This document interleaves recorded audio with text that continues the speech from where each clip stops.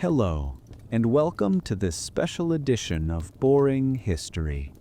Today we'll be diving into a world that was once filled with children's laughter, the clink of sticks, rolling hoops and stones. We'll be talking about the forgotten games of medieval children. Strange, noisy, sometimes even scary, but always real. If you're looking for a calm, atmospheric historical story that will take you somewhere far away, to old streets and forgotten courtyards, you've come to the right place. Now let's close our eyes and hear bare feet running over cobblestones and forgotten games come back to life. In the heart of a forgotten European village, long before factory smoke darkened the skies or school bells divided the day, the cobbled streets once echoed with the laughter of children. These weren't just any children, and these weren't just any games. They were the small, fleeting sparks of joy that lit up a world of shadows and toil. And yet, somehow, they slipped away, unrecorded, unnoticed, and unremembered. Today, if you close your eyes and try to imagine a medieval childhood, chances are you'll see solemn faces in oversized tunics, standing silently behind working adults, perhaps peeking out from behind castle walls or church pews. But what if we're missing the most vivid part of the story? Unlike court intrigues, wars, or sermons preserved in script and stone, the daily games of medieval children left almost no trace. Their battlefield was a muddy alley, their treasures a few bones, marbles, or a bit of rope. There were no diaries written by 7-year-olds, no official reports of hide-and-seek victories, no surviving chalk drawings on stone walls. And the adults, the chroniclers, the monks, the scholars, they didn't think to write any of it down. After all, what importance could a child's giggle hold in the great ledger of time? But here's the quiet truth. These games were not just distractions. They were rehearsals for life, small rituals of imagination, strategy, courage, and community. They taught resilience where there were no classrooms, built trust without sermons, and created joy where little else did. They happened in the margins of recorded history, but they were central to the lives of those who lived them. Why did they vanish from memory so completely? Because games, by nature, are ephemeral. They are not built to last. A ritual dance with a string, a pretend duel with wooden sticks, a circle of children chanting nonsense words, it all disappears when the game ends. Adults forget the rules, and the players grow up. What's left behind are only whispers, a cracked piece of bone that might have once been part of a game, a marginal sketch in a medieval manuscript showing children chasing each other, or a priest's angry note condemning ungodly behaviors among the young. Pieces, fragments, riddles. And this leads us to the most curious puzzle of all. How do a piece of marble, a shard of bone, and a length of rope tell the story of an entire childhood? Because for medieval children, those were the tools of play. Each one opened a door to another world. The marble spun dreams of control and fate. The bone, a leftover from dinner, became a token, a target, a treasure. And the rope could tie together not just games, but friendships, challenges, and laughter. So step quietly with me down these moss-covered streets, past the low stone walls and the worn wooden doors. Listen, not for the voices of kings or the clanging of swords, but for the quick breath of a child hiding behind a haystack, the faint slap of bare feet on dust, the burst of laughter after a clever trick. Let's uncover the lost world of medieval children, not through dates and battles, but through their games, their joy, their small, vanishing worlds. We often picture children of the Middle Ages as miniature adults, already shaped by hardship, burdened with responsibilities. Their childhoods consumed by chores, illness, or silence. It's a convenient myth, one that lets us glance at the past without looking too closely. But that image, solemn, gray, and still, is far from complete. Yes, medieval life was demanding, and yes, even the young were often drawn into the rhythms of labor and survival. But to assume that joy, wonder, and mischief had no place in their lives is to overlook something deeply human.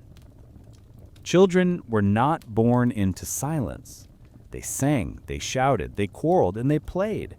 They didn't always have time, safety, or comfort, but wherever there was even a sliver of freedom, they found ways to make it their own. In villages scattered across the countryside, kids helped with livestock, fetched water, and gathered firewood, but they also turned pastures into playgrounds and tools into toys. A stick wasn't just a walking aid. It could become a sword, a staff, or a signpost in an invisible game only they understood. Haystacks turned into forts. Stones became markers in makeshift courts of competition. In towns and cities, the streets were alive with different rhythms. Marketplaces weren't just centers of commerce.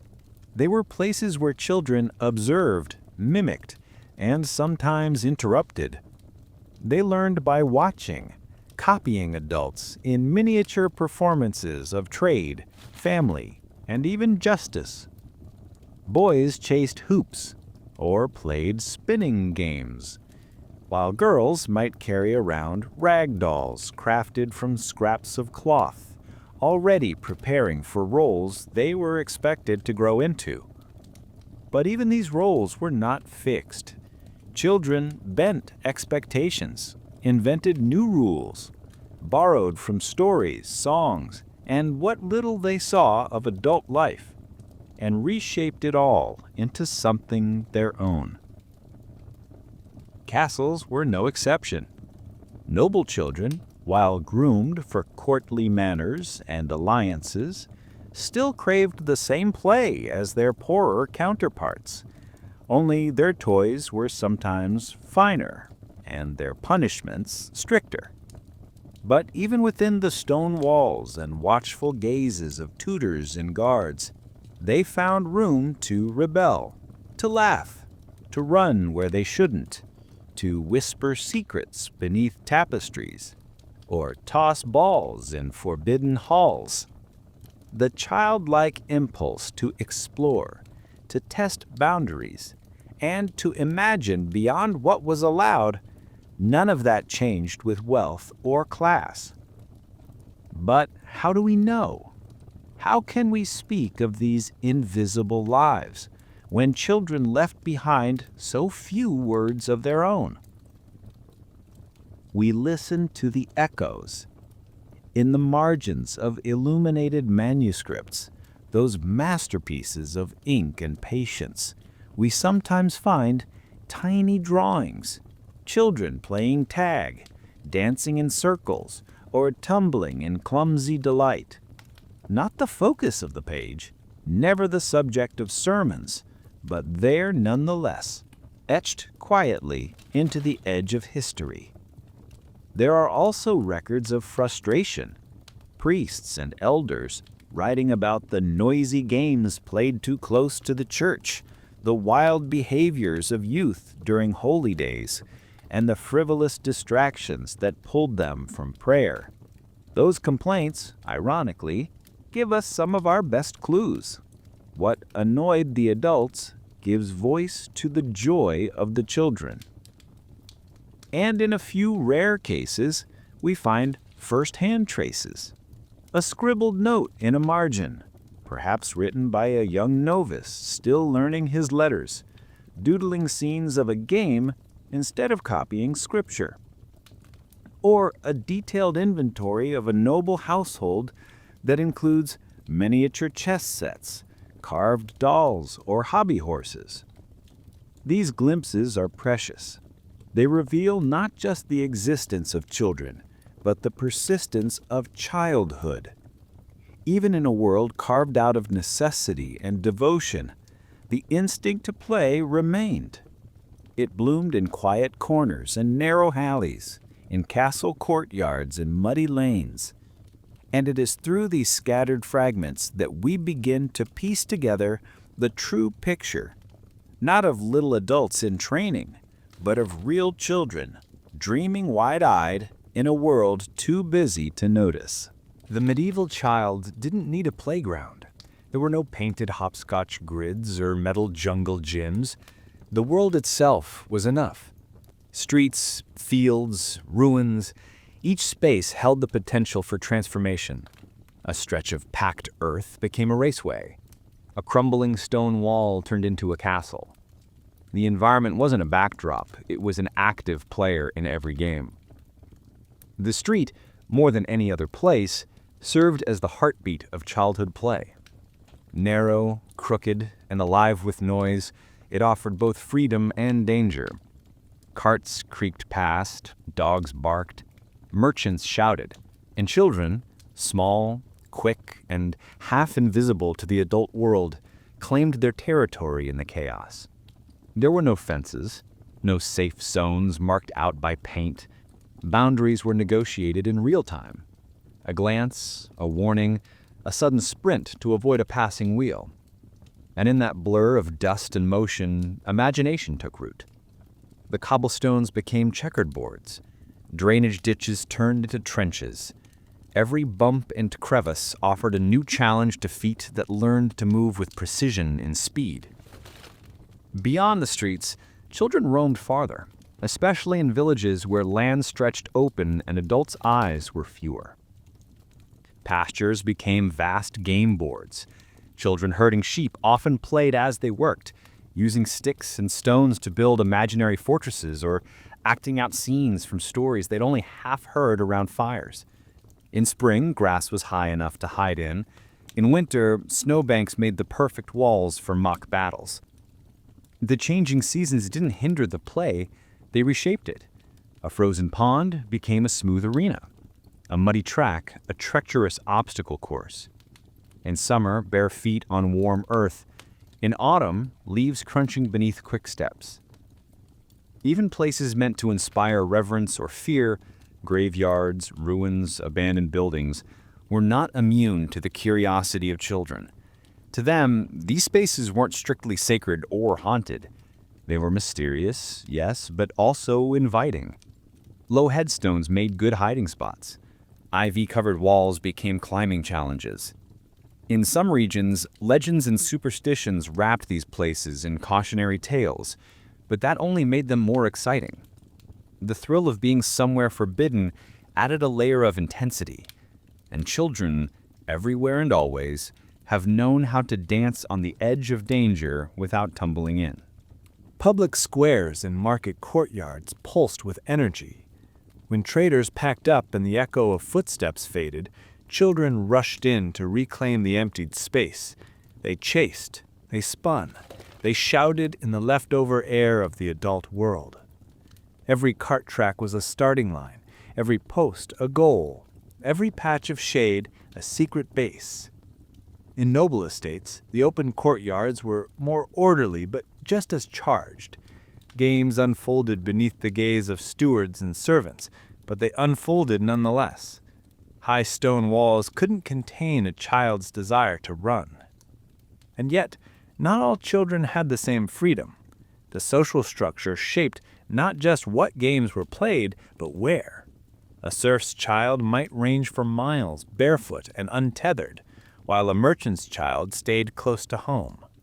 A noble's son or daughter might play in private gardens under the watchful eyes of tutors, their games filtered through expectations and rules. But within those constraints, play found a way. Even the most structured environment could not hold back the instinct to leap, chase, build, or imagine. The land gave as much as it took. Where there were hills, children rolled.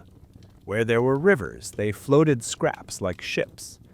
Where the town square became a muddy mess in spring, It also became an arena for splash wars and sliding contests. Climate dictated rhythm, but not resistance. In rain, they adapted. In heat, they slowed, but they never stopped. Space mattered, not because it was prepared or polished, but because it existed. The entire medieval world, in all its dust and danger, became a canvas for the play of its smallest inhabitants. They didn't need plastic toys or colorful signs to tell them where fun began. They looked at the world as it was and made it theirs. The first toys a medieval child touched were rarely bought and almost never branded. They came from the world around them, rough, raw, imperfect, and they were beautiful precisely because they were made, not given. A bit of cloth, twisted and knotted, became a doll. A broken spoon repurposed into a tiny sword. A stone shaped by water fit perfectly in the palm and became a creature, a coin, or a tool depending on the day. These weren't coys in the modern sense. They were fragments of the adult world repurposed through a child's hands into something alive. Dolls, for instance, were everywhere. Some were carved from wood, others formed from clay, many more simply fashioned from leftover cloth and bits of thread. They had no painted faces, no moving limbs, no hair that could be brushed, but they didn't need them. A child's imagination filled in the blanks. Some dolls were just two scraps of linen sewn together with charcoal dots for eyes, yet they were dressed and undressed, married and mourned, rocked to sleep and scolded into obedience. In wealthier homes, they might wear miniature gowns or be given names that echoed real nobility. In village homes, they were simpler, but no less loved. Sometimes children tied little bands around the doll's fingers, tiny imitations of marriage rings, mirroring rituals they only half understood but found endlessly fascinating. And just as there were dolls for comfort and companionship, there were swords and shields for courage and challenge. A stick carved just so could become a knight's blade, a hero's staff, or even a thief's dagger in a game of chase through the alleyways. Shields might be woven from twigs or cut from discarded pieces of leather. Helmets were sometimes nothing more than a bucket or an upturned bowl. But once placed on a child's head, it transformed them. In a world that demanded strength and obedience from the young, these imaginary tools gave them power, if only for a moment. What's striking is how often these objects were made by the children themselves. Toys were not always gifts, they were inventions. A sharp rock became a carving knife. Straw and string were tools. The process of creating the toy was itself part of the game, part ritual, part rehearsal for the adult skills they'd soon be expected to learn.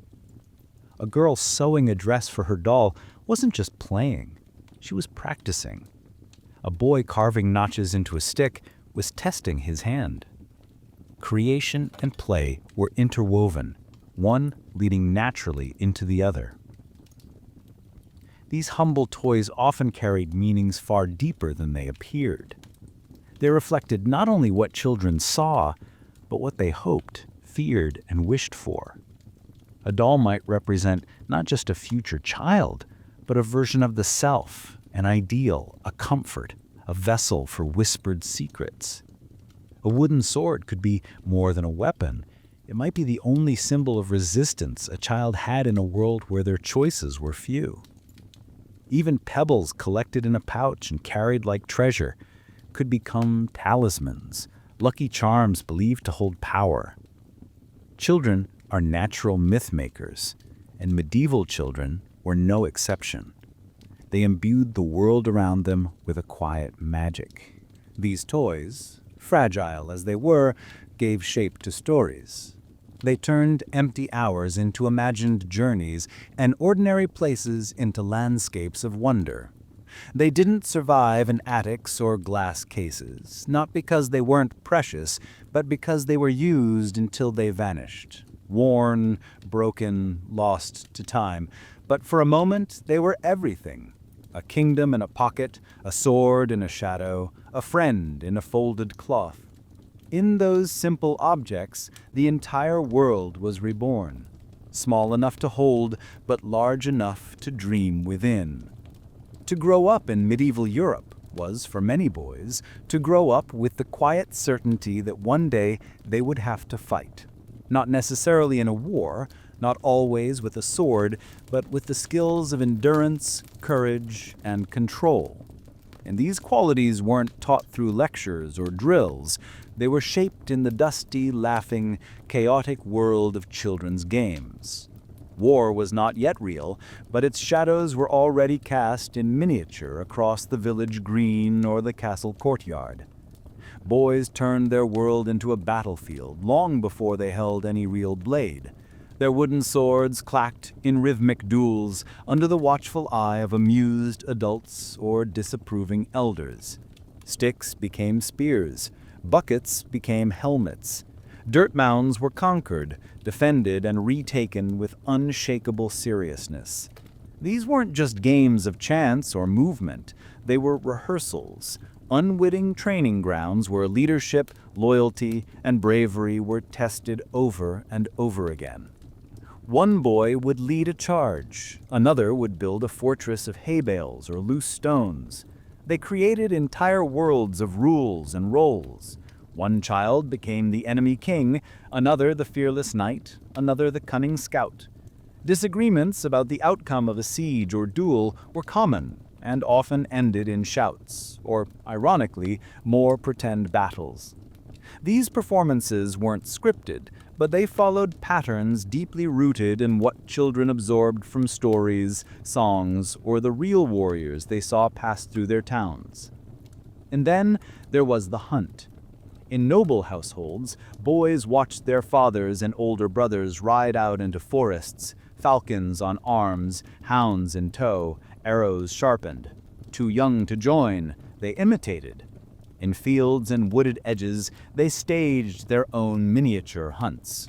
A bird, a frog, even a beetle might become quarry. They mimicked the calls, learned to track, crept in silence through the underbrush with slings or makeshift bows in hand. These weren't just diversions. They were ways of entering the world they would one day inherit. And even among village children, far from falconry and formal hunts, the thrill of stalking something unseen or racing through the undergrowth was a magnetic pull few could resist. But what about the girls? Did they simply watch from the sidelines, excluded from the fire and glory of these pretend wars? Not always. Though their worlds were shaped differently and often directed toward domestic roles, many girls found their way into the heat of these games. Some played the roles expected of them, noble women waiting in towers, queens bargaining for peace, but others grabbed sticks and joined the fray. Especially among siblings or in close-knit village groups, boundaries blurred. A younger sister might tag along on a mock hunting expedition. A bold girl might challenge a boy to a duel, and sometimes they won. The idea of rigid roles existed more in adult expectations than in children's choices. Within the world of play, rules were flexible, and the only real requirement was imagination. Still, these moments of inclusion weren't always accepted. In more formal or noble settings, girls were gently or not so gently steered away from anything too rough, too loud, too wild. But the desire to test limits didn't vanish, it simply reshaped itself. Girls created their own versions of strength, quiet, strategic, or disguised behind a role that seemed traditional on the surface, but was, in its own way, subversive. In every version of these games, whether fierce or funny, simple or elaborate, children wrestled with the ideas that would shape their adult lives: power, courage, fear, and loyalty. They built worlds from nothing, staged battles without blood, imagined victories without loss. In a time when the adult world was steeped in real violence and rigid expectations, these games were a space where children could explore danger on their own terms, where a wooden sword could carry the weight of a kingdom, where a whispered plan could change the tide of an invisible war, and where, no matter the role, every child could be a hero, if only for an afternoon. Not all medieval games were loud or sprawling. Some were quiet contests of chance and skill, played in the shade of a tree, the corner of a courtyard, or the dusty bend of a path.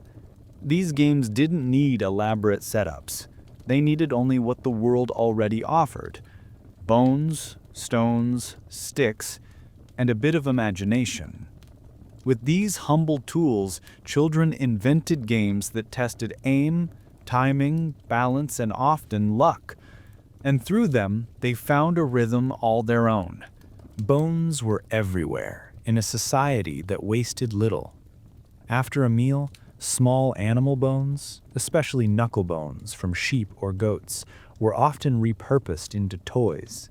Children threw them into the air, tried to catch them on the back of the hand, counted points depending on how they landed. These weren't formal dice in the modern sense, but they served the same purpose.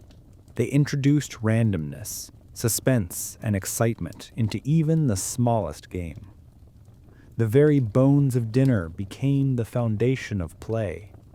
In some regions, children carved marks into the bones, turning them into primitive dice with values attached. Others used them simply for tossing and catching, testing how many they could keep aloft in a single throw. It was a performance as much as a game, with skill and flair on full display.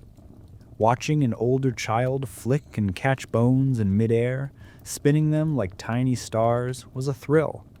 And copying that skill, failing and trying again, became its own kind of journey. Stones were just as versatile. With them, children created contests of distance and precision. Who could throw one the farthest? Who could strike a target drawn into the dirt or hit a pot placed on a wall? They built small ramps and courses, racing stones like marbles down slopes or across streams. There were no official rules, only the thrill of control, the satisfaction of a perfect hit, the joy of watching your stone leap and skip farther than anyone else's. Even the act of finding the perfect stone, smooth, flat, heavy just enough, was part of the ritual. Sticks, meanwhile, were everywhere. With them, children drew boundaries, sketched targets, or marked scores. A well-shaped stick could serve as a bat in a striking game, or as a pointer in a counting contest.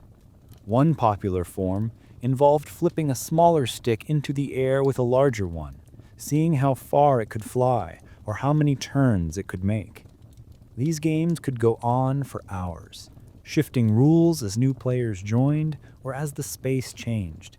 The goal wasn't to win in any final sense. It was to keep playing, keep adapting, keep laughing. And woven through all of this was rhythm. Children didn't just throw bones or bounce stones. They sang, they chanted, they counted aloud with words passed down through generations, some nonsense, some poetic, many strangely musical. These rhymes weren't just for fun. They structured the game. They added suspense, fairness, pacing. A child reciting a chant while tossing stones had a beat to move to, a rule to follow. A group choosing who would be it in the next round of chase would rely on a rhyme to decide, one that might make no sense, but felt anchored in tradition. The spoken rhythms of these games were as crucial as the tools themselves. They were memory devices, tools of inclusion, and sometimes even little spells. A rhyme gave a game its soul. Without it, the play felt hollow. So when children crouched in the dust, flipping bones into the air or sliding stones across the ground, they weren't just filling time. They were learning precision, patience, poise. They were engaging in rituals older than the written word, in forms of competition that needed no audience. The tools were simple, But in the hands of children, simplicity became elegance, and every flick, every bounce, every chant brought the world just a little more to life. There is something timeless in the thrill of disappearing. The moment a child vanishes behind a curtain of hay, into the folds of shadow, or around the crumbled corner of a stone ruin, the heart skips. The chase begins. Hide and seek, tag, and games of disguise are among the oldest forms of childhood play, and in medieval Europe, they flourished anywhere there was space to vanish and breath to hold. It was in these games that children learned how to slip through the cracks of a world built for grown-ups. Ruins, often avoided by adults or dismissed as hazards, became sacred ground for play. Cracked stone walls, broken doorways, leaning archways, these were not remnants of the past to children, but passageways to adventure. They ducked behind broken altars and crouched beneath collapsed beams, silent as ghosts, waiting for a seeker's footstep to pass too close. Every abandoned space held the potential to be both terrifying and thrilling. Even caves or old cellars, damp and forbidding, invited the brave or the bold to hide just long enough to win the game or to come out screaming in mock terror, scattering friends in delighted chaos. Haylofts were another favorite. Stacked high and fragrant, they were soft enough to leap into, dense enough to hide in, and always slightly dangerous. Children burrowed into hay like foxes, pushing deep enough that only a flicker of cloth or a giggle gave them away. There were whispered strategies passed from child to child: how to breathe quietly, how to shift without sound, how to become invisible. These weren't just skills for a game. They were the early lessons of presence and absence, of attention, of silence as power. And then came the chase. Tag, in all its forms, was a dance of speed and daring. Children flew barefoot over cobblestones, dodged corners, leapt over low walls, shrieked in triumph or despair. There were dozens of variations, some simple, some layered with rules and magic words. You could only tag with the left hand. You had to freeze when caught. A song had to be sung before you could run again. The rules changed with every village, every group, sometimes with every new day. But the essence remained: run, catch, escape, the heartbeat of motion and the laughter that trailed behind it. In smaller, more secretive games, children disguised themselves under cloaks, behind masks made from bark or rags, even covering their faces with soot or flour. They pretended to be someone else, to move in silence, to trick the eye. Masquerade was not just for noble courts. It was born in backyards and forest edges. Children became ghosts, animals, kings, or invisible friends. And these games blurred into storytelling, into performance, into the slow building of a child's inner world. But not everyone looked kindly on this play.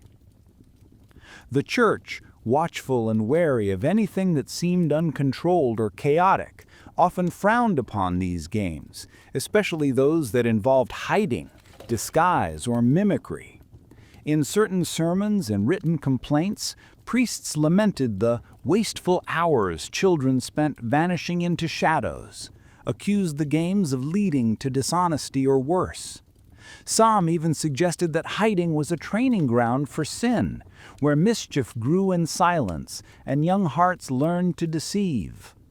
Whispers, it seemed, made authority uneasy. The games were too close to disobedience, too far from the stillness of prayer. In times of strict religious fervor, even harmless chasing might be punished if played near sacred ground. And yet the games persisted. Children, as always, found ways to move just outside the boundary of what was watched. In hiding and seeking, in running and whispering, they explored not only space but self. Who am I when I'm unseen? How long can I be forgotten? What happens when I'm found? These ancient questions, asked in giggles and gasps, echoed through the hayfields and ruins, carried in the hush of breath held in the dark.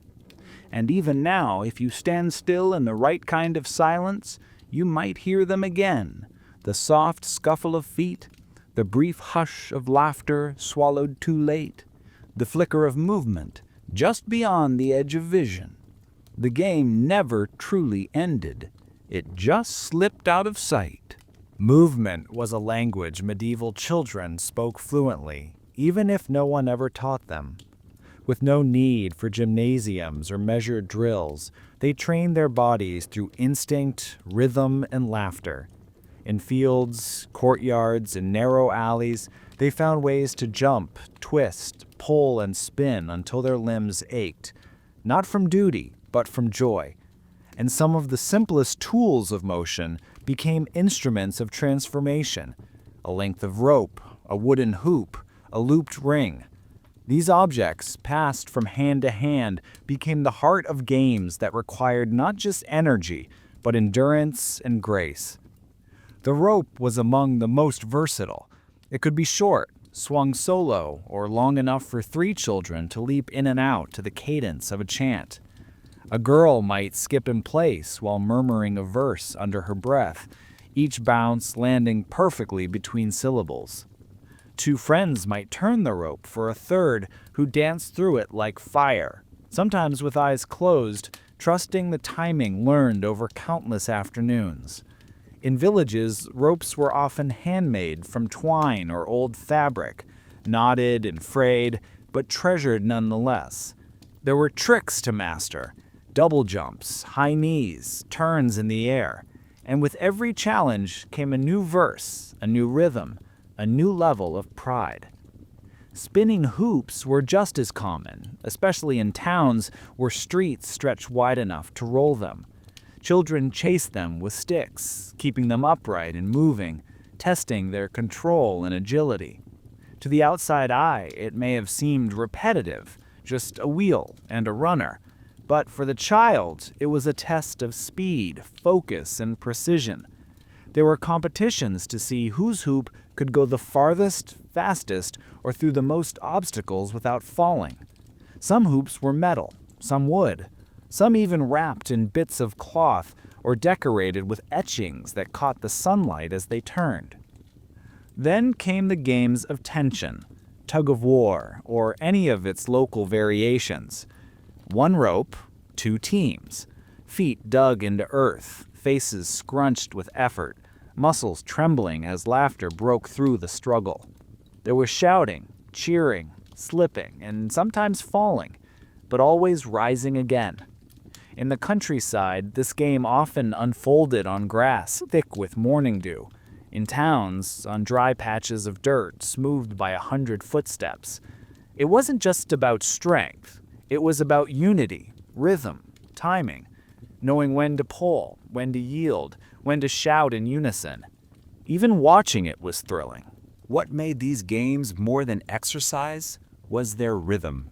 Every bounce of the rope, every pull of the line, every roll of the hoop followed a beat, often guided by the voices of the children themselves. Songs accompanied almost every physical game. Some were fast and sharp, others slow and dreamy. Verses passed down from older siblings or whispered in secret from village to village. They weren't written, but remembered, and they shaped the movement. A skipped beat could mean a missed step. A forgotten line could break the flow. These chants were more than music. They were timing devices, breath regulators, mood setters.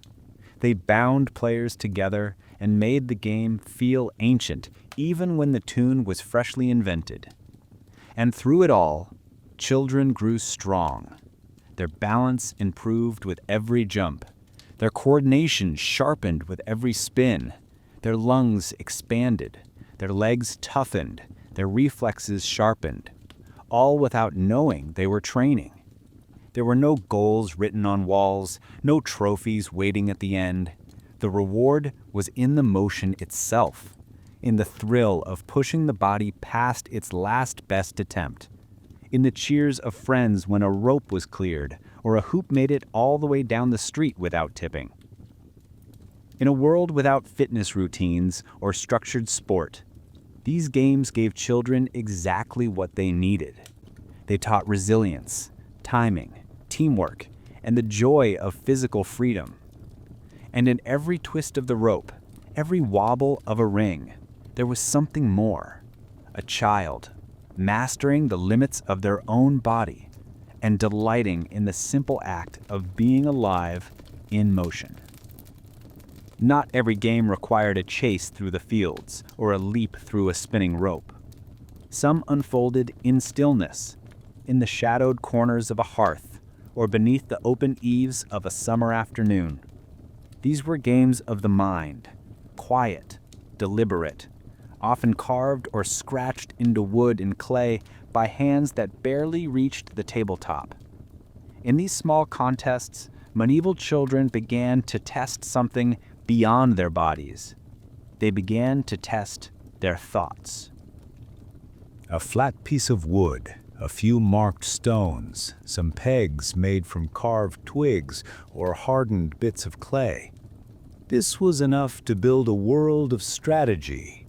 Some of the simplest games were logic puzzles designed by necessity, how to move from one point to another without lifting a piece, how to trap your opponent by predicting their next move. These games had many names, most of them now forgotten, but they followed familiar rhythms. A circle drawn into dust, a grid etched into a flat stone, 3 pieces each. The first to line them up wins. One of the most enduring was a game we'd now recognize as an early version of tic-tac-toe or noughts and crosses. 3 in a row, easy to learn, hard to master. Children played it endlessly, with pebbles and chalk or carved tokens. It wasn't just a game of turns, it was a game of traps, of anticipation. Lose focus for a moment and the match slipped away. Older children developed tricks, psychological tactics, and distractions, laughing as they lured their opponents into careless moves. Younger ones watched, wide-eyed, learning to calculate and wait. Then there were more complex boards, precursors to chess, drafts, or the game of 9 men's Morris. These weren't always built with elegance. A board could be scratched onto a bench, a barrel lid, or even directly into packed earth. The pieces were often mismatched, bones, seeds, colored stones, but the game was rich with depth. In many noble households, young boys were taught these games alongside letters and prayer, expected to master them as signs of intellect and patience. Among peasants, the rules might shift from town to town, but the essence remained. Control space, anticipate moves, outwit your rival. Some children even created their own puzzles. Pieces of broken pottery arranged to form patterns, mazes carved into wood, or riddles that combined objects and words into logic challenges. They played these not only to pass time, but to impress, to challenge friends or siblings, to prove cleverness where physical strength mattered less. In homes with access to manuscripts, children occasionally found brain teasers hidden in the margins, visual riddles or arithmetic games, included by monks to train young minds. And once learned, these puzzles lived on an oral tradition, passed from one curious child to another. Strategic thinking wasn't taught in formal lessons for most children. It was absorbed through play, through repetition, experimentation, and observation. The games were short, but the lessons deep. Patience, foresight, consequence. Children who learned to look ahead on a game board often carried that habit into life. How do I win this round without losing the next? If I sacrifice one piece, can I trap 2 more? These were not just questions for games. They were seeds of planning, of judgment, of navigating a world where timing often meant survival. And in these moments of silent calculation, surrounded by friends or seated alone in the corner of a workshop or garden, children were not merely playing. They were learning to think slowly, precisely, creatively. They were mastering the ability to wait, to adapt, to see patterns invisible to those rushing past. Not every lesson came with parchment or prayer. Some came as two stones moved on a dusty board, as a child smiled and another realized, too late, they'd been outwitted. Even in stillness, the game was alive, and in that quiet space, medieval children found not only rest for the body, but training for the mind. Other times, the game turned to justice. Someone would play the judge, another the thief, the rest serving as the audience or jury. Accusations flew, witnesses gave wild testimony, and punishments were declared with dramatic flair. It wasn't about right or wrong. It was about understanding how authority worked, how guilt and innocence were decided, and how power could shift with a single clever argument. Even children who barely knew their letters understood the weight of a pointed finger or the drama of a confession. The marketplace was another favorite. Children played merchants and buyers, mimicking their parents haggling with exaggerated gestures and loud voices. They traded imaginary goods, stones as coins, leaves as bread, broken pottery as rare wares. Deals were made, prices argued, and disputes settled with flair. Through it all, they were learning the rhythms of commerce, of exchange, of negotiation. They saw value not in the object, but in the interaction. And that understanding lingered long after the game ended. Sometimes the stories grew darker. Children staged pretend funerals, complete with solemn processions and improvised prayers. They built coffins for dolls or pets, laid flowers on makeshift graves, and sang mournful songs remembered from real ceremonies. These weren't moments of morbidity. They were moments of understanding, of processing the rituals they'd witnessed but didn't yet comprehend. Through imitation, they made sense of what lay beyond their reach. And running through all of these scenes were threads of folktale and legend, the roles of king and peasant, witch and knight, maiden and monster. They borrowed freely from stories heard by the fire, from traveling minstrels, or from whispered rumors passed down by older children. Myths bled into reality, and reality into myth. A judge could become a dragon. A market could turn into a quest. A wedding might end with a duel. This fusion gave children the freedom to step outside the rigid structure of medieval society and explore identities they were never allowed to claim. Role-playing also gave voice to rebellion. A peasant girl could be queen. A younger brother could become a tyrant king, even if only for 5 minutes. Children built their own social orders, often mirroring the world they knew, but sometimes reversing it. They poked fun at bishops, mimicked nobles, exaggerated the scolding tones of their parents. And doing so, they learned where the lines of power lay and how to blur them when no one was looking. What looked like mere play was in truth a form of education as deep and subtle as any monastery's. Children practiced empathy by becoming someone else. They tested courage by speaking in roles. They built community by assigning parts and crafting stories. And perhaps most importantly, they practiced autonomy. In a world that so often dictated who they were and what they'd become, The stage of pretend gave them a space to be anything. These games didn't survive in books or scrolls. They left no monuments, no records, no relics. But for the children who played them, they were formative. For a few shining hours, the world became theirs to direct, and in its shifting scripts, they found not just entertainment, but a way to understand the roles they were born into and the ones they might still choose to claim. The words danced long before the games began.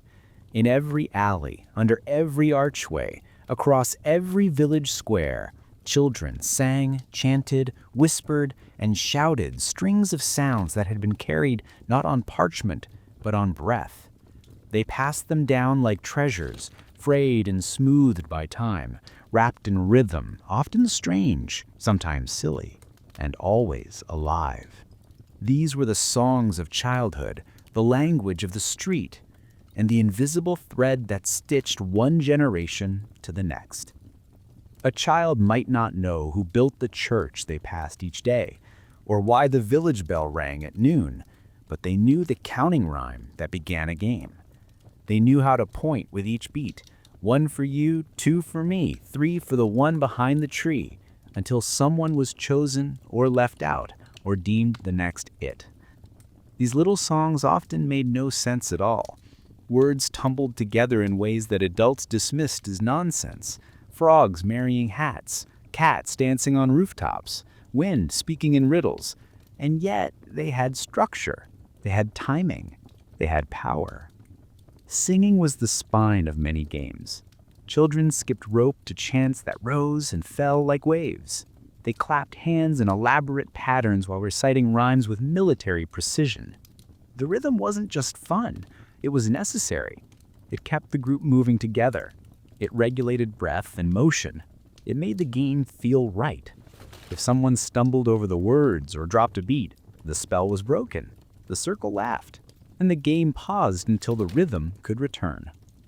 And beyond the games themselves, there were riddles. These weren't just puzzles for cleverness. They were part of play, challenge, and social bonding. A riddle might be whispered to test a friend or shouted to stump a group. Some were poetic, others crude, many wrapped in local references that no outsider could crack. Solving them wasn't always the goal. Sharing them, holding them, passing them on, that was what mattered. They lived in the mouths of children, not in books. And when the last child forgot one, it vanished like breath on glass. There were also songs with softer tones, lullabies and chants that slipped into games like shadowed prayers. A doll was rocked to sleep to the same tune a mother once sang. A game of pretend magic included half-remembered phrases once whispered by a grandmother. Children cast spells in play with words they didn't fully understand. Borrowed Latin, old blessings, misheard scripture. A handful of rosemary, a circle drawn in dust and a rhyme. Protection, power, or simply delight. These moments blurred the line between game and ritual. Why were these words so important? Because they created order in chaos. They explained the rules when no one had a scroll. They chose who would chase, who would hide, who would lead. In a world where decisions were usually made by adults, these rhymes gave children a tool to decide for themselves. No one could argue with the outcome of a chant. It had been spoken, therefore it was. And beyond that, the sound itself was a comfort. Even in hunger, in cold, in fear, children could chant. The words didn't need to make sense, they only needed to belong. And so the songs lived on, not carved into stone, but etched into memory, passed from hand to hand with a game, a smile, a chase. They outlasted the toys, the tools, even the buildings. They were the heartbeat of childhood, the code of the playground, the poetry of a time that forgot to write children's stories but could never quite silence their voices. Nature was never just a backdrop in the lives of medieval children. It was a companion, a teacher, and sometimes a playmate. Wherever they roamed, through fields, forests, riversides, or barnyards, children encountered animals not as distant creatures of wonder, but as living, breathing elements of their everyday world. Cats slept in doorways, frogs chirped from ditches, beetles crawled across worn boots. These were not exotic or rare, they were immediate and available, and so, naturally, they became part of the game. A cat could be coaxed into chasing a dangling thread or startled into a mad dash, its movement turning into a sudden contest of who could touch it first. Frogs were scooped from ponds, their leaps sparking races. Whose frog would jump the farthest, the highest, the most often? Beetles, glistening and mysterious, were placed in mazes built from twigs or leaves, their tiny choices observed with the intense concentration of royal advisors watching a general's strategy unfold. Children built entire games around these small lives. Insects were raced or spun in circles, frogs placed inside chalk rings to see who could escape first. Mice trained, at least in imagination, to perform tricks or carry messages. In some villages, boys might tie strings to beetles or place them on moving carts just to see where they would go. Birds were followed, their songs imitated, their nests quietly watched from a distance or, less often, disturbed for stolen eggs or feathers. But always hanging in the air was a question that still lingers today. When does play with an animal cross into harm? Where does curiosity end and cruelty begin? The answer in medieval times was blurred. Children rarely had formal instruction in kindness toward animals. The dominant adult view, shaped by necessity and doctrine, often treated animals as tools, symbols, or property. A cow was food and labor. A dog guarded the home. A bird was either a sign from God or something to eat. Pets existed, especially among the wealthy, lapdogs for noblewomen, cats for keeping mice at bay, but emotional attachment as we understand it today was not universal. For children, though, the relationship could be more intimate, more emotional, more unpredictable. A kitten might be cradled like a baby and then forgotten the next hour. A frog might be named and carried in a pocket, only to vanish unnoticed. Some children, no doubt, felt a deep, protective instinct toward small creatures. Others, mirroring what they saw or lacking boundaries, might torment or kill, without understanding the consequence. The line between play and harm was not always clear, not to them, and not to the adults around them. There are records of children punished for hurting animals, but more often their games went unnoticed, undocumented. What mattered was not the morality of the act, but its outcome. If a child's roughness injured a valuable animal, it became a problem. If the animal was wild, unnoticed, or insignificant in the eyes of adults, it was simply part of play.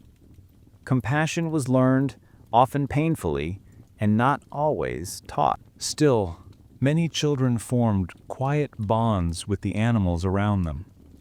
A stray dog followed a boy to school. A nest was secretly protected by a group of girls who checked it daily. A mouse became the star of a puppet show. In these moments, something deeply human emerged, an awareness that these creatures, though different, shared the world. They moved, they fled, they watched. And in watching them, children found a mirror, a mystery, or sometimes just a reason to smile. The natural world, full of wings and fur and shells, was not separate from the playground. It was the playground. Animals were not simply used. They were woven into the fabric of games, into the imagination, into the early lessons of empathy and consequence. And whether gently held or recklessly pursued, they helped shape the rhythms of childhood. Wild, curious, and always just a little too fast for the rules to catch. Not all games in medieval childhood were loud or public. For many burls, especially in villages and towns where space was often shared and watched, the most meaningful play happened in the margins, in the corners of courtyards, behind hedges, beneath stairwells, or in the quiet privacy of a barn loft. These were not games of chasing or fighting. They were games of whispering, weaving, watching, and becoming. In these protected spaces, girlhood unfolded through ritual, imitation, and secret bonds. The dolls were always there, worn and handmade, their eyes painted or stitched, their clothes constantly in transformation. They weren't just toys, they were companions, students, babies, brides, queens, and sometimes even villains. Girls rocked them, scolded them, sewed for them, and buried them in mock ceremonies, only to dig them up again for a story's next chapter. Through these dolls, girls rehearsed everything they saw or guessed from adult life. Comforting, controlling, punishing, praising. A whole world of grown-up emotion was processed in silence as a small piece of cloth was tucked beneath straw or wrapped in a corner of a cloak. Then there were dances, light, circular, rhythmic. In open spaces, girls sometimes formed chains, sang together, and moved in patterns older than memory. These dances were not about performance, but about connection. They held hands tightly, turned together, repeated lines in chant-like rhythm. Some dances were for choosing who would be the bride, who the baker, who the lady in the tower. Others told stories, often strange ones about animals that spoke, lovers who vanished, or seasons that came too soon. And behind the melodies was practice of coordination, grace, timing. These movements prepared bodies for tasks they'd later be expected to perform without hesitation. But some games went deeper still, into secrecy. Girls formed clubs, circles, or sisterhoods with invented names and rituals known only to the chosen few. These secret groups weren't just about exclusion. They were about safety and control. In a world where their futures were often predetermined, these tiny societies offered a sense of power. There were rules, oaths whispered under moonlight, symbols drawn in dust, meetings held behind the woodpile or beneath the old fig tree. Tasks might be assigned. Gather certain leaves, hide a trinket, swear not to speak of the meeting. Penalties for breaking the code were dramatic but playful. Banishment from the group, a challenge to reclaim trust, a ceremony to return. Through these rituals, girls weren't simply escaping the world. They were making sense of it. They copied the social structures they observed, sometimes imitating their mothers, sometimes inventing new orders where the shy girl became the leader, or the youngest one dictated the next game. These hidden clubs could last days or weeks, or stretch across entire summers, morphing and reforming with every shift in friendship or mood. Even storytelling became a game. One girl would begin with a sentence, and the next would add to it, creating tales full of mystery, love, magic, or sorrow. Some stories repeated so often they became a shared mythology within the group. Others were told only once, in a breathless hush, never to be spoken aloud again. These moments were less about the tales themselves and more about the trust they required. To share a story was to share a piece of yourself. Through all of this, girls learned the roles they were expected to inhabit, but they also learned how to shape those roles from the inside, how to soften them, challenge them, or prepare for them in ways that felt safe. A pretend wedding could be joyful or ridiculous. A doll's punishment could echo the unfairness of a mother's scolding. A secret oath could defy a rule no one dared break aloud.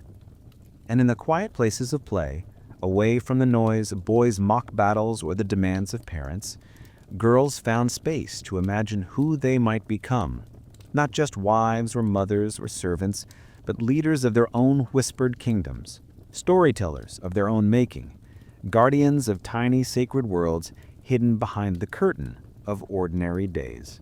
Not all games were met with indulgent smiles or quiet approval.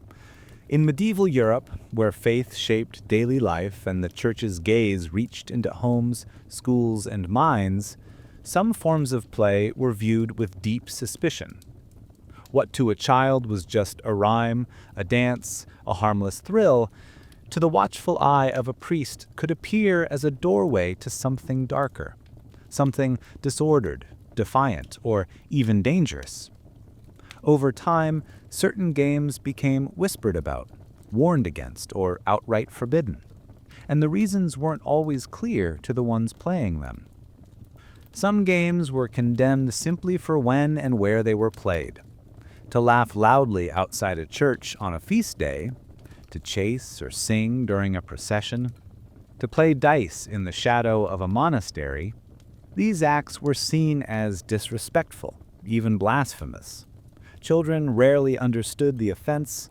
To them, the open space was a playground, the festival a cause for excitement. But clergy and moralists saw such joy, unrestrained and unsanctioned, as a threat to the order they worked to preserve. Other games were banned because of what they imitated. Role-playing a wedding or market was tolerated.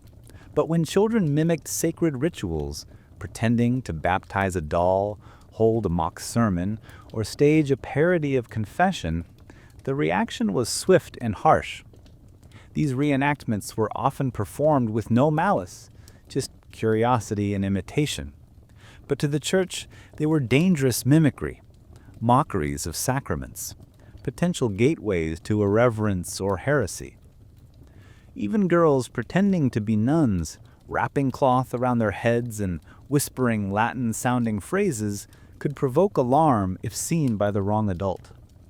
Games involving chanting in circles, drawing symbols in the dirt, or calling out names in rhythmic verses sometimes fell under deeper suspicion, especially when those verses were passed down without clear origin.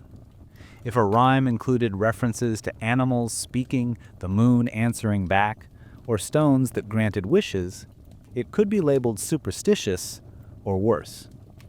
In certain regions, children's games that invoked elements of nature or invoked repetitive spells to summon something, even a pretend prince or ghost, were quietly watched. Adults uncertain whether these were harmless echoes of folklore or dangerous flirtations with forbidden knowledge often chose caution. And in darker times, when hysteria swelled and fear of the unseen spread like fire, even innocent games could be twisted into evidence.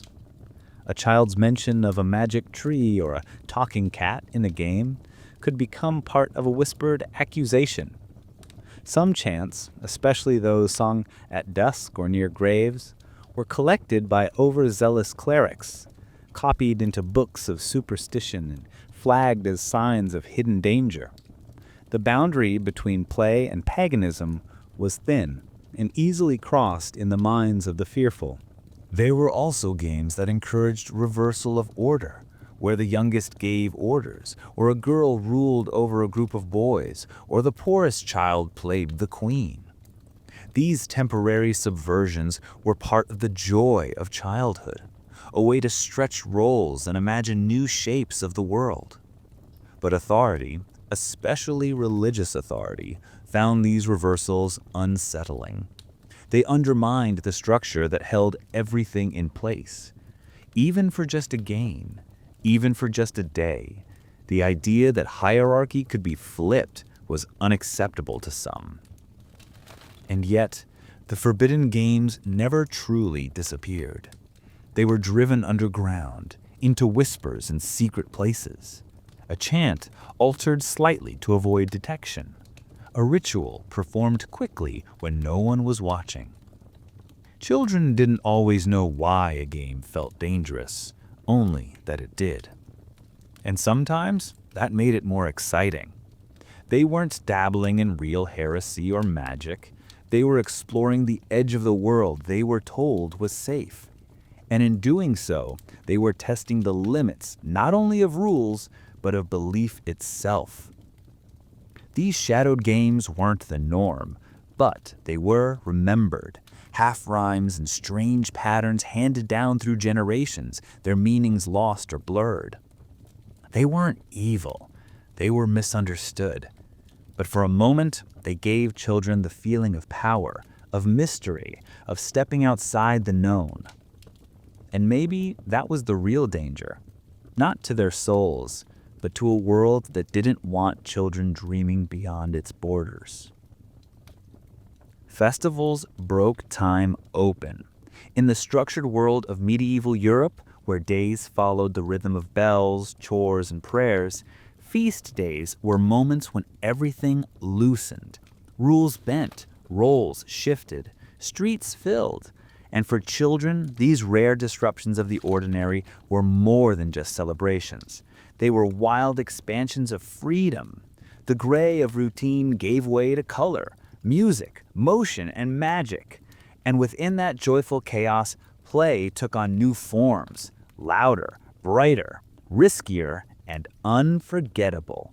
At the heart of every festival, whether it was a village fair, a saint's day, a harvest feast, or the long-celebrated days of Christmas, was noise. Drums beat, pipes whined, laughter rang through the air. Markets doubled in size. Travelers arrived with wares and stories. Jugglers and fire breathers performed tricks that bent the laws of gravity and fire.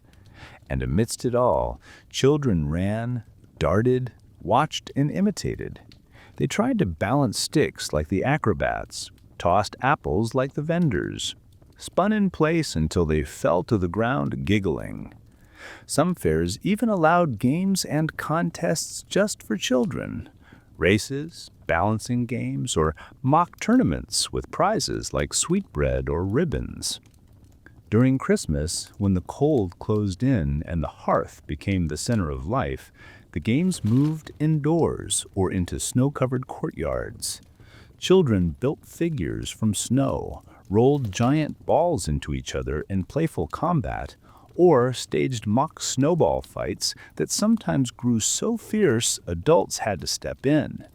They created tiny sleighs from scrap wood, pulled each other across ice, or ran through fresh drifts, leaving secret trails.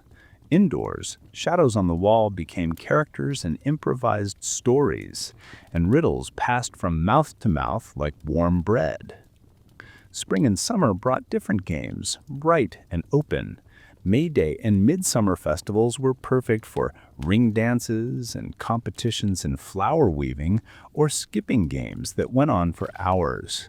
Children played at catching garlands, leaping over fires, or, more safely, lines of flowers, and telling fortunes with leaves or bits of ribbon tied to branches.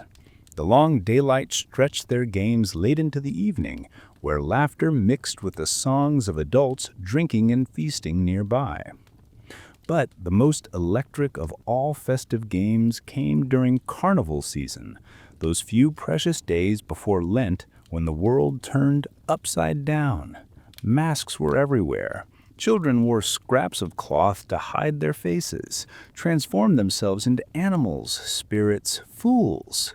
They mimicked the parade of costumed adults with their own processions, banging pots, shouting nonsense rhymes, and staging mini theaters where chickens could be kings and cats spoke prophecies.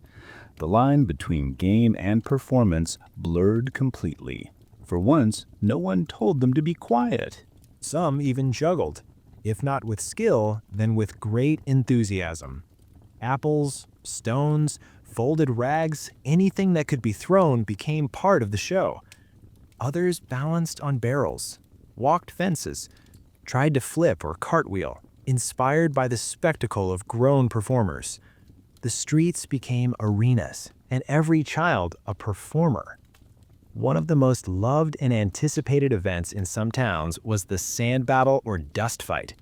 In cleared town squares, children were allowed, sometimes even encouraged, to form teams and throw handfuls of dry sand or soft earth at each other in mock combat. These battles had rules, referees, even victory marches. There were cries of triumph, messy clothes, and proud smiles from exhausted faces. It was a chance to turn play into pageantry, to fight without fear, to be wild without punishment.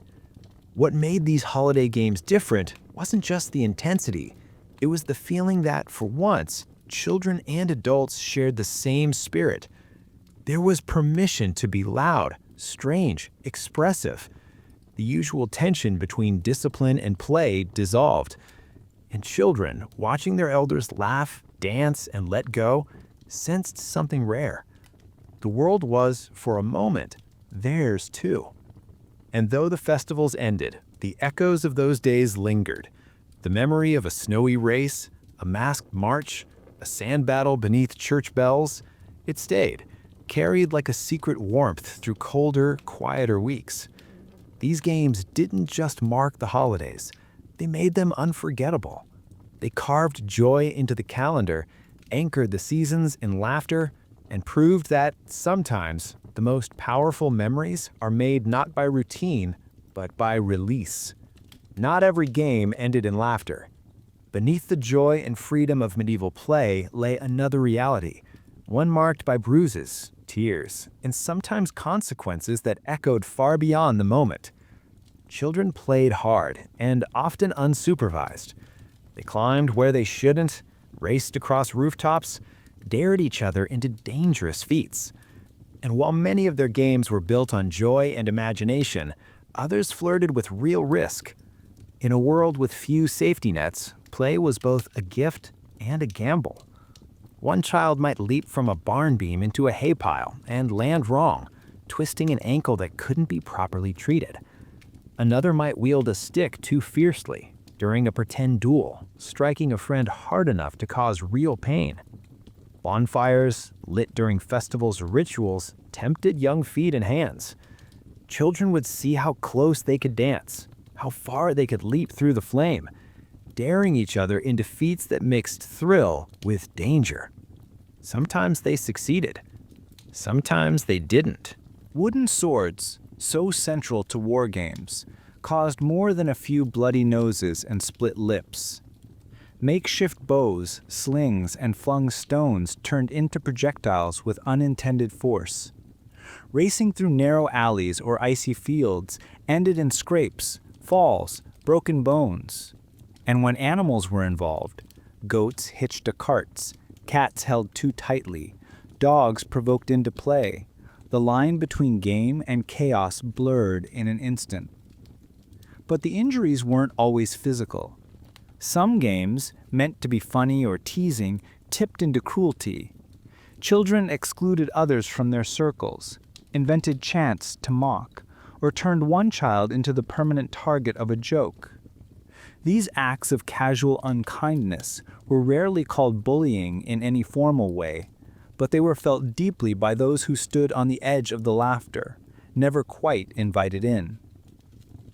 And when things went too far, when someone was hurt, or a sacred place was disturbed, or a neighbor complained loudly enough, adults intervened. Sometimes it was with a shout from a doorway, a sudden hand grabbing a child by the collar, or a sharp word that sent everyone scattering. But other times punishment followed. Parents scolded or struck their children for climbing walls, dirtying clothes, breaking tools, or disrupting the quiet of the town square. If a child was caught stealing a chicken feather for a game, or picking fruit from someone else's tree, it wasn't dismissed as mischief, it was theft. Reprimands could be harsh, especially in households ruled by discipline. A broken dish used as a toy might lead to days of extra labor. A game played too close to the church might result in public shame or worse. In towns and villages with stricter oversight, local authorities might be called in for repeated disruptions. Children who damaged property, even accidentally, could find their families fined or reprimanded. In extreme cases, if a game was interpreted as mocking religion or breaking a public order, it could be condemned as disrespectful or even dangerous. The medieval world was not built for soft landings. And yet, Despite these risks and repercussions, the games continued. Because children, then as now, lived in a space just outside the reach of total control. They knew how to vanish when trouble came, how to twist a story to soften a blow, how to beg forgiveness with tearful eyes and muddy hands. They learned which adults would laugh and which would punish.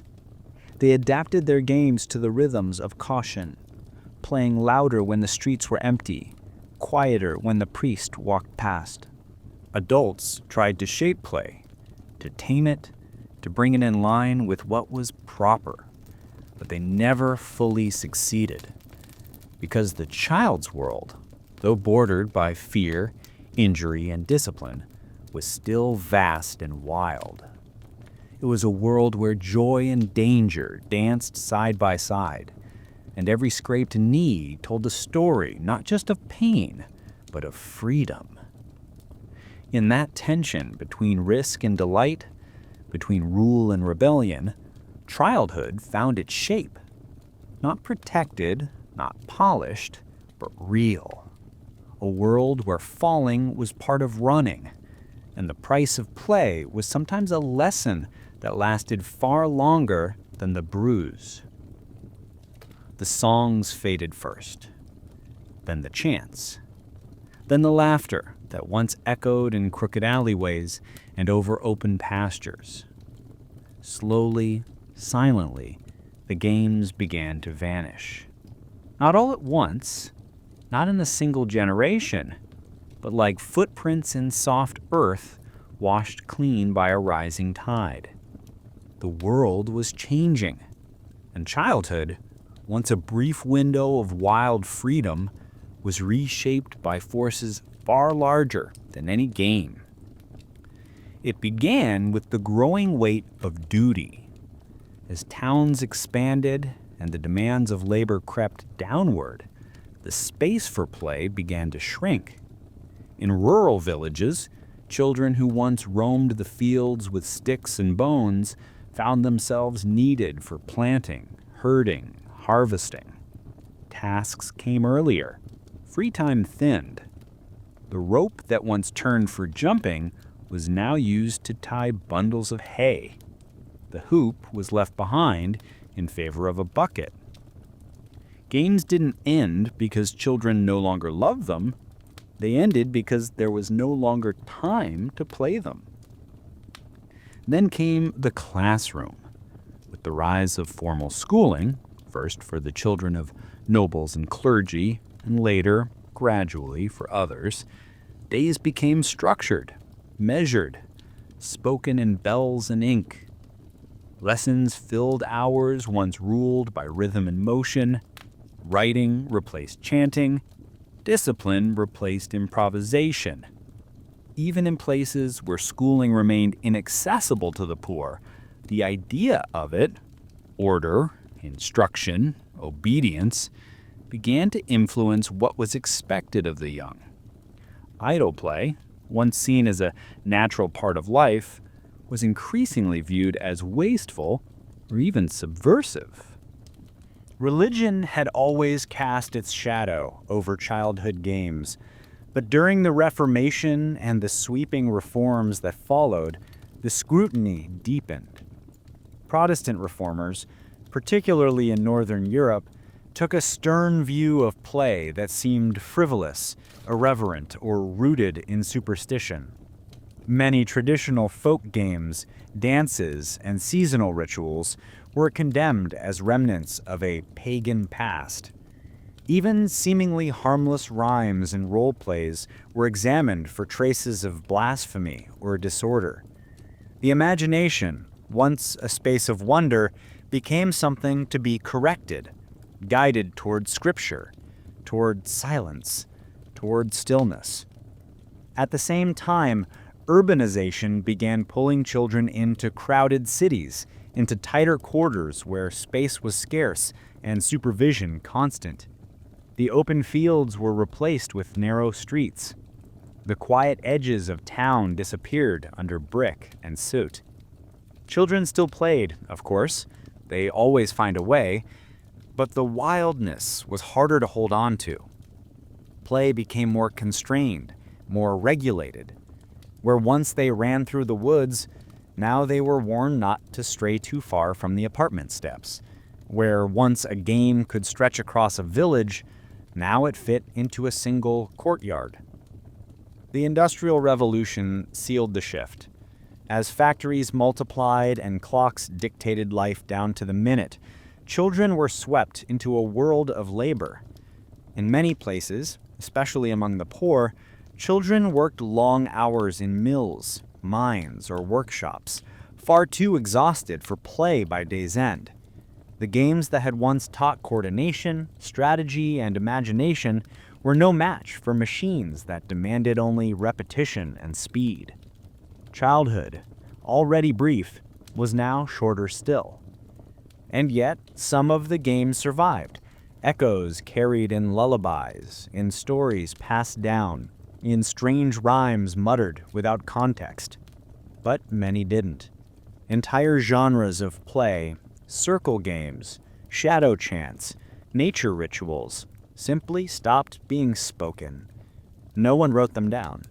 No one knew they should. What had always been inherited by memory was now lost in silence. Parents no longer remembered the verses they once sang. Children learned different skills for different futures in a different kind of world. Why did so many games vanish? Not because they were unworthy, but because they belonged to a world that no longer had space for them. A world of slower time, looser structure, shared space, and oral tradition. When that world changed, the games dissolved with it, quietly, like smoke after fire. And yet their shadows remain, and a forgotten rhyme still mumbled by a child skipping rope, in the way a stick becomes a sword in the hands of a dreamer, in the instinct to hide, to seek, to jump, to chant. The memory of medieval play may have dimmed, but its spirit flickers on. In every moment, a child turns the ordinary into magic, even if only for a breath.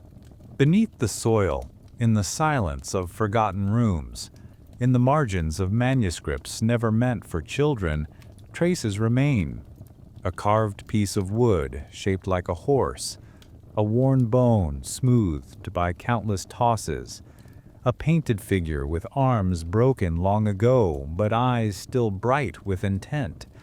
Though the voices of medieval children were rarely recorded, their games, fragile as they were, left behind small, persistent echoes.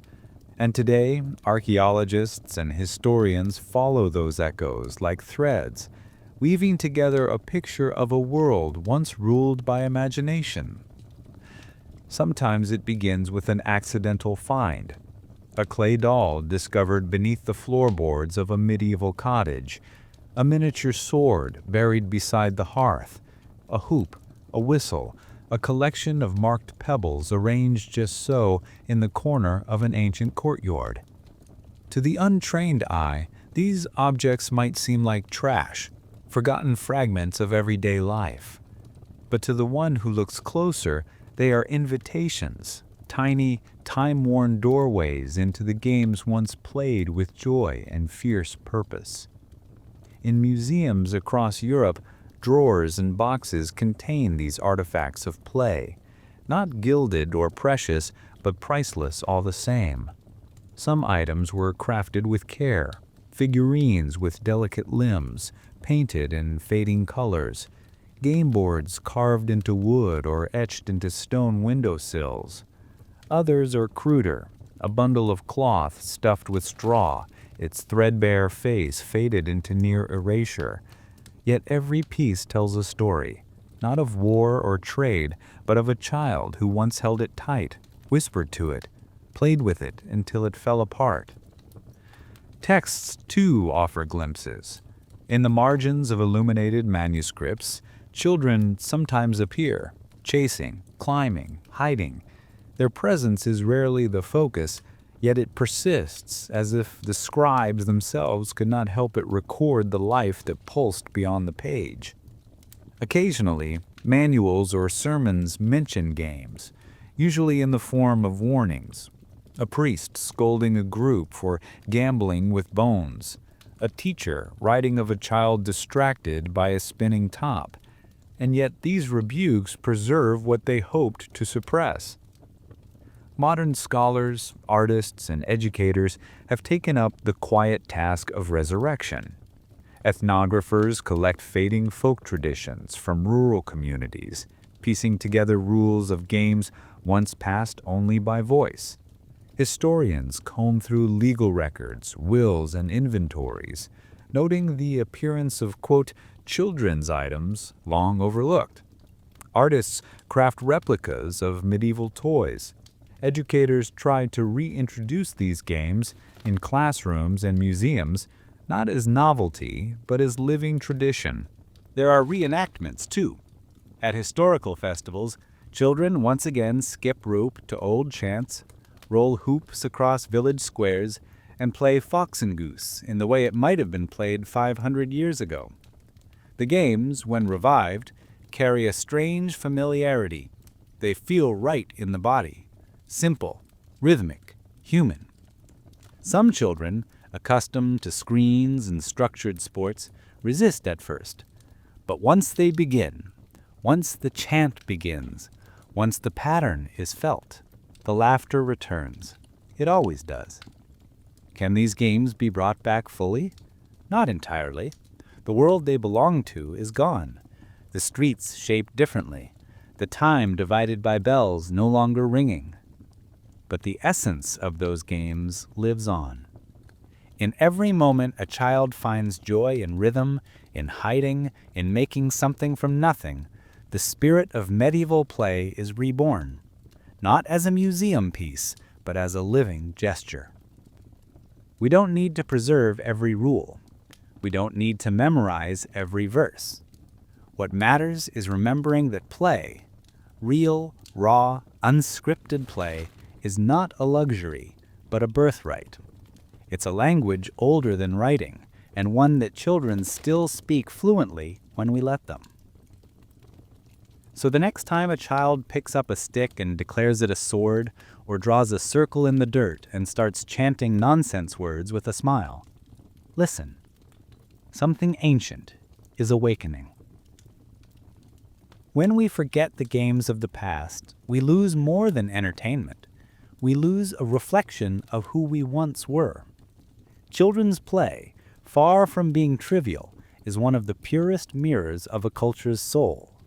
It captures its rhythms, its fears, its hopes, and its unspoken rules, all in the movements and voices of those too young to speak in laws or prayers. In the way children choose to pretend, compete, sing, or hide, they reveal the architecture of the world built around them. And when those patterns vanish, the map of that world fades too. In medieval Europe, every chant, every handmade doll, every circle dance around a maypole told a story about how people lived, what they valued, what they feared, and what they hoped their children would become. A game of role play between bride and groom spoke volumes about gender expectations. A competitive chase across a churchyard reflected unspoken rules about sacred space and rebellion. Even a nonsense rhyme carried echoes of old myths, half-remembered rituals, and cultural memory passed not through scrolls, but through breath and rhythm. When we lose these games, we lose access to the emotional history of childhood itself. Not the childhood shaped by adult nostalgia or by institutional memory, but the real, tactile, unfiltered experience of children. Their joys, their secrets, their rebellions, their inventions. It's a kind of history that rarely survives in official records, and yet it may be the most universal. Wherever children are, they play. And in their play, they remake the world they're handed, even as they learn to live within it. Games taught medieval children how to move in their world. They learned cooperation in tug-of-war, competition in races, strategy in board games, empathy in role play. They learned to negotiate, to lead, to follow. They practiced strength, timing, memory, rhythm, and above all, imagination. No textbook could match what a simple rope, a rhyme, and a willing group could teach. But beyond skills, games taught belonging. To join a game was to be part of something, to learn a code, to find your place. For a child who struggled to speak or who didn't fit the mold of what adults expected, games could be a sanctuary. Rules were agreed upon, not imposed. Laughter was earned, not assigned. The rules of society were mimicked, but also made flexible, turned upside down, and laughed at.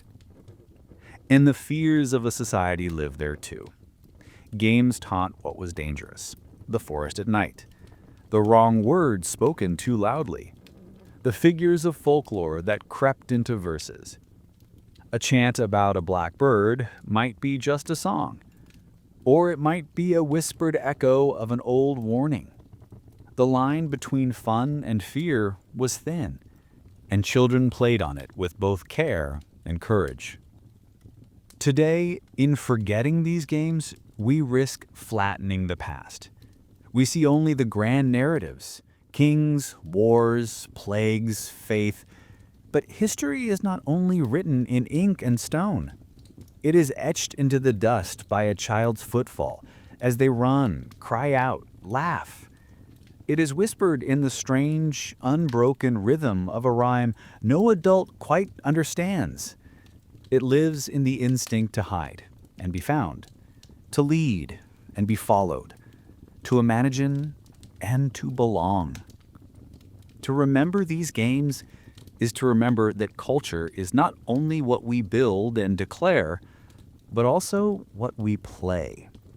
And that the legacy of a people is not just in what they left behind, but in what they taught their children to dream. The street is quiet now. The stones are still, worn smooth by centuries of footsteps that have long since faded. No voices ring out from alleyways. No laughter hides behind the walls. The air is cool with morning, and a faint mist clings low to the ground. But if you listen closely, closer than seems reasonable, you might hear it. A shuffle, a giggle, a sudden gasp of breath held in anticipation. Somewhere, just out of sight, the game still waits. You walk forward slowly. The buildings lean in, as if remembering. A bit of chalk dust lingers on the edge of a windowsill. A scuff mark curves oddly on the stone. A place where a hoop once skidded, or where a girl's bare heels spun in rhythm to a skipping chant. You see the faintest outline of a circle drawn in soot, the kind used in a guessing game whose rules were never written down. And in that moment, time folds. This is not just a street.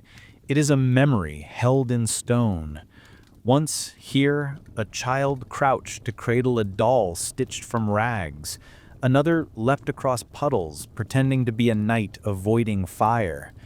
A third, silent behind a corner, held their breath until the seeker passed by. Their bodies are gone, their voices vanished, but their movement lingers in the shape of space. The echoes haven't left. They're just quiet now, waiting for someone to notice. And what if we did? What if we paused long enough to hear them? What if we saw play not as a forgotten relic, but as a living thread stretching backward and forward across time? What if the games of the past weren't just curiosities, but clues, reminders of what matters when structure fades and the world is handed to a child's imagination? We are invited not just to remember, but to imagine, to see those narrow lanes not as empty ruins, but as arenas of wonder, to picture the ragged children not as shadows of suffering, but as artists of joy, building whole worlds from bones and breath. We're invited to reawaken the rhythm of old rhymes, to feel the weight of a wooden sword in a hopeful hand, to watch a doll's wedding unfold with serious, silent concentration under a sky that knew no hurry. And at the very end of the street, just before the mist thickens and the morning truly begins, there is one final glimpse. A trail of small, bare footprints in the damp stone. They lead away from the wall, across the square, toward nothing in particular.